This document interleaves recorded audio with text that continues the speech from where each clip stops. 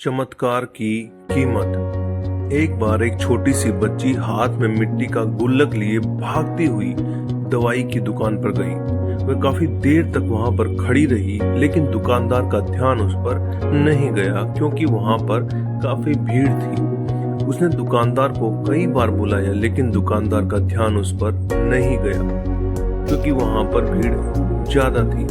फिर इस बच्ची को गुस्सा आ गया और अपने मिट्टी की गुल्लक को वहीं काउंटर पर जोर से रख दिया।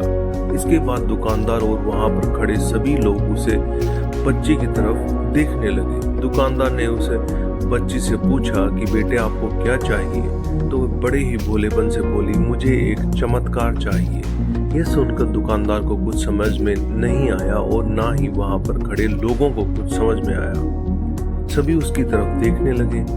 फिर दुकानदार ने उससे कहा कि बेटी चमत्कार तो यहाँ पर नहीं मिलता।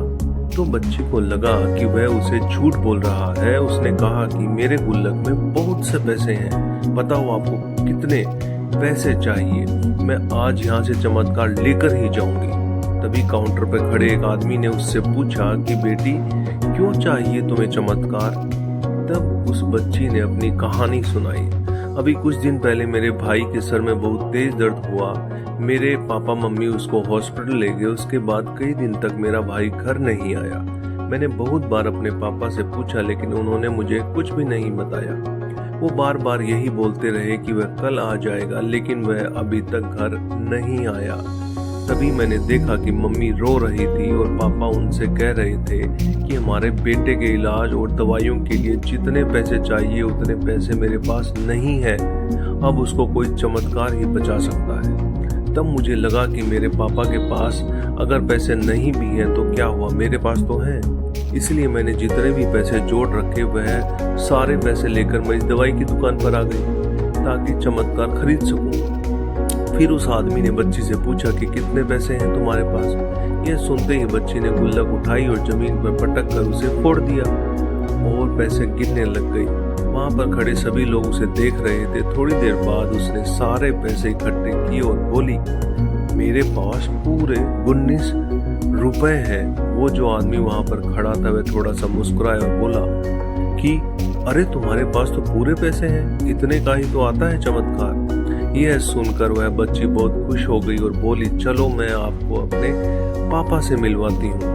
बाद में पता लगा कि वह आदमी कोई आम आदमी नहीं था, बल्कि एक बहुत बड़ा न्यूरो सर्जन था और उसने सिर्फ 19 रुपए में उसके भाई की सर्जरी कर दी। उसका भाई कुछ दिन बाद ठीक हो घर वापस आ गया।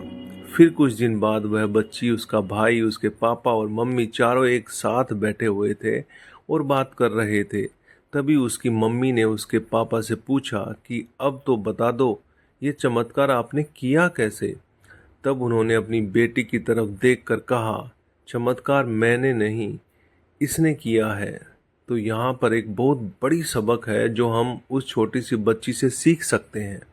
जिंदगी में कभी कभी ऐसा होता है कि हमको कोई रास्ता नजर नहीं आता और हम लोग हिम्मत हार जाते हैं। तब हमारे अंदर एक बच्चा होता है जो कोशिश करने से कभी पीछे नहीं हटता।